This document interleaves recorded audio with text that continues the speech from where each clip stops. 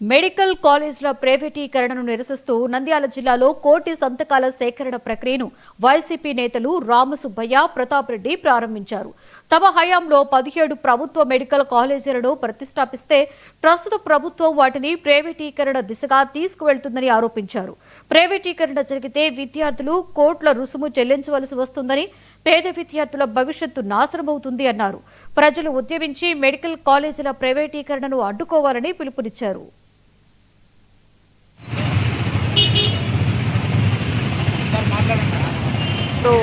ప్రవేశపెట్టినటువంటి ప్రభుత్వం మెడికల్ కాలేజీలు 17 మెడికల్ కాలేజీలు తీసుకొని వస్తే చంద్రబాబు నాయుడు గారు ఈరోజు ఆ మెడికల్ కాలేజీలను ఎలాంటి జగన్మోహన్ రెడ్డి ప్రారంభోత్సవం చేయలేదు, ఒక మెడికల్ కాలేజ్ నిర్మాణం జరగలేదు.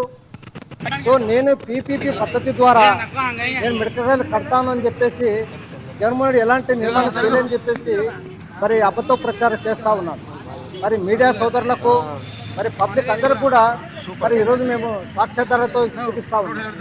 జగన్మోహన్ రెడ్డి గారు మరి ఈ రాష్ట్రంలో 17 మెడికల్ కాలేజీలను మరి తీసుకురావడం జరిగింది. దానిలో భాగంగానే మరి విజయనగరము, రాజమండ్రి, ఏలూరు, మచిలీపట్నము, నంద్యాల, పాడేరు, పులివెందుల దాదాపు 7 మెడికల్ కాలేజీలు పూర్తి నిర్మాణము జరిగిపోయినది.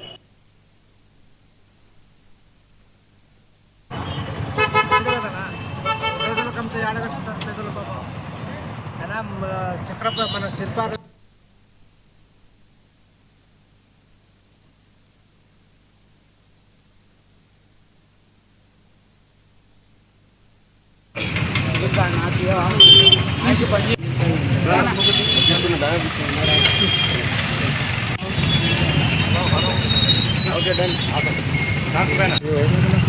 సైన్ చేస్తాడు.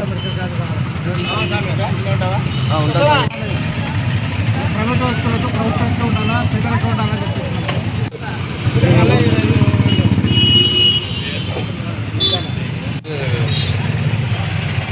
బాడీలో కరెక్ట్ పెట్టావునా.